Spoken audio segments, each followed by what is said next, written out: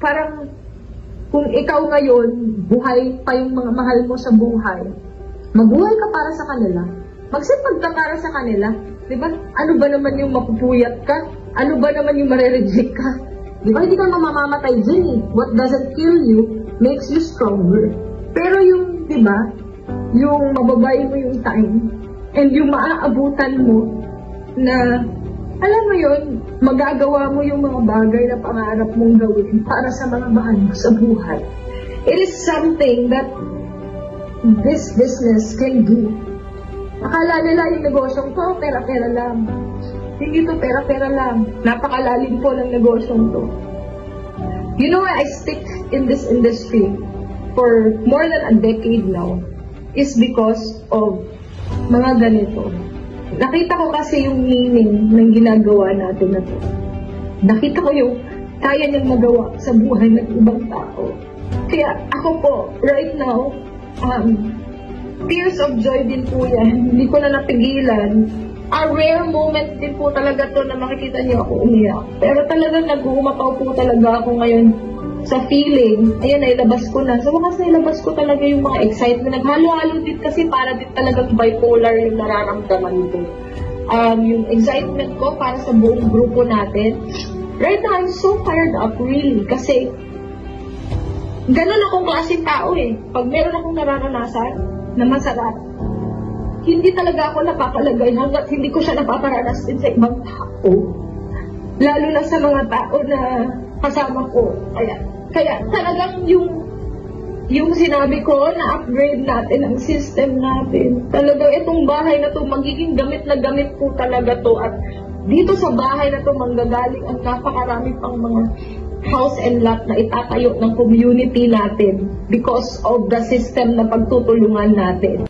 Hi, I'm Tanya Morales. I'm a registered nurse by profession na hindi na nag-decide na mag-abroad kasi naniniwala ako na hindi lang ang pag-abroad ang only way para ako'y umasenso sa buhay.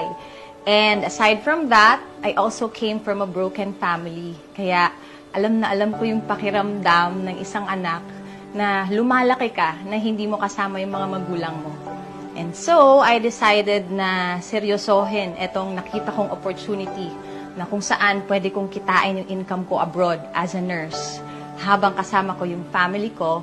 And kaya naman, I'm so grateful na nabigyan ako ng chance na ma-mentoran na kung saan ang goal ng mentor ko is kung ano man yung naging resulta niya, ganun din yung maging resulta ko.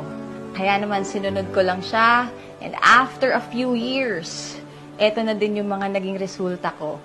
Nakabili ng mga sasakyan, nakapag-travel tayo all over the world, and ang pinaka-proud ako is etong latest na achievement ko na kung saan niregaluhan ko yung mommy ko ng pinaka-inaasam-asam niya na sariling bahay namin. Kasi for the longest time, talagang umuupa lang kami. Finally, ngayon, nagkaroon na talaga kami ng permanent address. Sobrang sarap sa pakiramdam bilang isang anak na kahit papano masuklian ko yung mga sacrifices ng mommy ko. Habang nakikita ko yung mga ngiti sa kanya, nakita ko yung kakaibang saya para sa akin, walang katumbas na halaga, priceless talaga.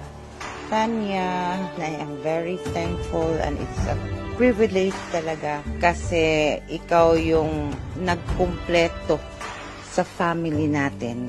Ikaw yung tumayong haligi ng family natin and I am very thankful also. Ang tawag ko dito, heaven sent opportunity. Nakikita ko kung gaano ka nag-put in ng hard work. As far as I can remember very clearly, sabi mo sa akin, Mom, one day, riregaluhan kita ng bahay. And right now, tumatayo balahibo ko. It's coming into reality.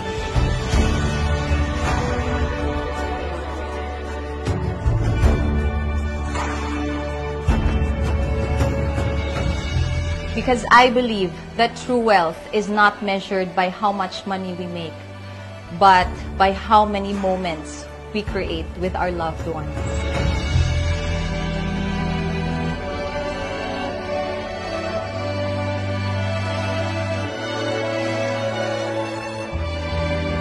At yun exactly ang advocacy ng team namin together with the whole community na matulungan na maabot ang pangarap ng bawat isa, matulungan mabuo ang pamilyang Pilipino, especially yung mga OFWs, and of course, maturuan ang mga kabataan na mag-payback sa magulang.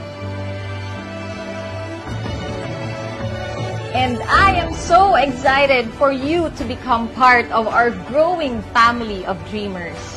And I am hoping na ikaw na nanonood right now, yung kwento mo naman ang susunod na ikukwento natin sa buong mundo. Because here in our community, we make big dreams a reality.